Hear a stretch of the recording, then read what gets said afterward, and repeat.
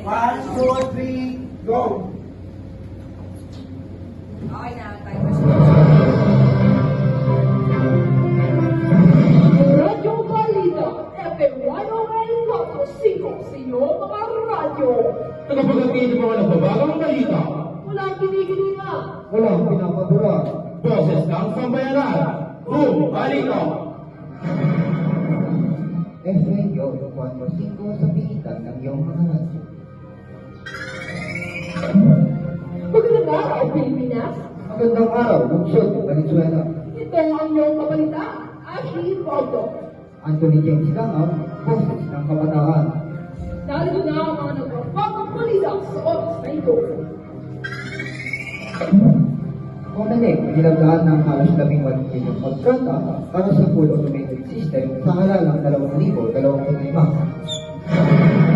Tatungan din ng Pilipino kabilang sa mga makilalaro sa Boxer 30 ngayong taong 2024. El Nino Phenomena, nagdulot ng 6 na milyong pinsala sa Western Visayas. Edgera, kumanta ng opium song kasama ng bandang Belen. Boom! Balita! Ito ang radyo FAYO 4-5 sa inyong mga radyo. Bagong-bago, unang-una sa inyong mga radyo. Ikaw din ba isinisipon? Sa panahon ng pagsipon, walang kasing importante ang ating kalusugan. Ngunit, huwag kang mag-alala. Mayroon akong solusyon para sa iyo. Narito ang Breathe Relief, ang produktong pampaginhawa na tutulong sa iyo para maiksan ang iyong nararamdaman. Hindi mo kailangang ma-stress. Dahil sa tulong ng Breathe is Relief, siguradong babalik ang iyong magandang kalusugan. Kaya't ano pa ang iyong hinihintay? Pili na, laban sa sipon. Kalusugan ng panalo. #sipon no more. Paalala, kung patuloy ang iyong mga simptoms, maaaring kailangan ito ng hanggang medikal na atensyon. Maaaring kumonsulta sa iyong doctor o healthcare professional. Babalikan FMYOL tayo 4-5 para sa detalyanong nagpapabalita sa Radyo Payo ang magpabalita ng kalamdaman ni Italia. Narito si Carayo Yahara Generativo. Pinangunahan ni Comelec Chairman George Garcia ang paglagda sa 17 at 7 piso na pasalubong sa pagitan ng Mirror System at Commission on Elections para sa full automation system sa susunod na taong 2025 sa gaganaping midterm elections. Ang kumpanyang Mirror ang magsusupply ng mga makinaryang gagawin para sa darating na halalan, kabilang na ang counting machine, ballot boxes, laptops at iba pa. Sa ating balitang sports, kaagapay at ibahagi mo na Karayo Zeus Tessie para sa detalye. Sa kauna-unahang pagkakataon, lumahok na si Carlos Sete Yulo, Emma Lauren Malabuyo at Devin Jo Curibar sa katunay na 2024 Fake Artistic Gymnastic World Cup Series, kung saan papunta na rin sa Paris Olympics. Nais ni Yulo na mapanatili ang 2 medalya na kanyang nakuha noong nakaraang taon sa nasabing paligsahan. Matapos ang mahigit 5 buwan na pahinga mula noong huling naglaro sa Belgium noong Oktubre taong 2023, hindi nakuha ni Yulo ang 7 medalya sa nasabing kompetisyon. Ito ang kasuluyang balita sa larawan ng sport. Magbabating ang balita pagkatapos ng paalalang ito. Uy, babe, may nabasa akong balita na sobrang scary. Sabi dito, may bagong virus na daw na kumakalat sa hangin. Talaga? Grabe naman yan. Pero teka, baka fake news yan, Be. Dapat mag-ingat tayo sa mga nababasa natin online. Fake news? Paano mo malalaman kung fake ba o totoo ang balita? Ito ang mga paalala para iwasan ang fake news. Una, dapat magtiwala lang tayo sa mga reliable sources. Huwag basta-basta maniniwala sa mga random posts sa internet. Pangalawa, kailangan maging kritikal sa pag-evaluate sa mga balita. Dapat siguraduhin natin credible ang pinagkukuhanan natin bago maniwala.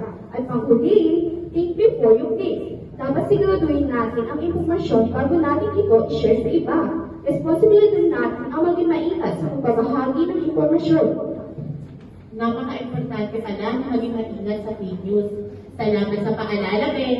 Dapat maging mapanuri, maging responsable, at maging matalino sa panahon ngayon. Kaya dapat natin gawin ang ating mga pantay para maiwasan ang maling impormasyon. Mahalaga ang pagiging ligtas sa mga fake news. Ngunit para makamit ito, kailangan ng sapat ng kaalaman upang maprotektahan ang ating mga sarili. Kaya dapat maging responsable tayo sa pagbabahagi at pangangalap ng impormasyon. Tandaan, maging mapanuri, maging responsable, maging matalino, at maging mapangarap sa pagpili ng paniniwala at pagbabahagi ng tamang impormasyon. Let's always stay vigilant against fake news. #stay vigilant. Nakabalik ang Radio FAO. Bago ang ibang balita, pakinggan muna natin ang ating balitang panahon ni Radyo Antoinette Montalvo. Sa kasalukuyan, umabot na sa 6 at 9 na milyong piso ang halaga ng pinsala sa Western Visayas dahil sa epekto ng El Niño Fenómeno. Ayon kay Cindy Ferrer, ang pinuno ng Office of the Civil Defense or OCD, ang lalawigan ng Iloilo ang pinakamalaki ang pinsala sa buong rehiyon, na umabot sa 486 na milyon. Sinunda naman ito ng Antique na may 115 milyon na pinsala at ang Negros Occidental na may 55 milyon na pinsala.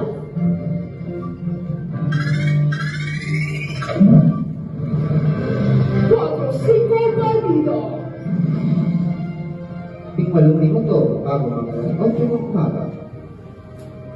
Ito ang mga karagdagang detalye para sa iba pang balita, Radyo FAYO 45. Kung ano ang uso, hala, sige, sabay tayo. Anong in, anong trending, saan tayo, walang ending. Para sa balitang show, ichika mo niya ng Radio Rayon Saglas. Nagulat ang bandang Bell and Bell na biglang magpakita sa kanila ang sikat na US boxer na si Ed Sheeran. Inaasahan ng mga banda na magpe-perform sila bilang special guest, ngunit nagulat sila na biglang sumulpot si Ed sa kanilang performance at kinanta pa ang kantang Maybe the Night. Hindi ito inaasahan ng mga manonood na sasabayan ng Grammy Award-winning artist ang kilalang Filipino indie pop band sa pag-awit ng isang original Filipino music o OPM song.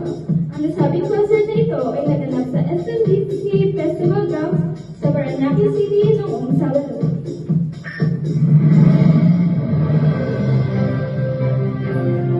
Mula sa buong puso at pwersa ng FAO 45 sa pahitan ng inyong mga aparato.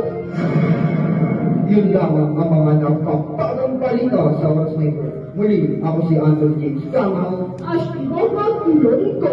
ang inyong tagapagagit ng balita. Walang binibilila Walang pinakabuno. at basta ang sabina. Kung balita, Radio FAO 45. At Gusto mo lang.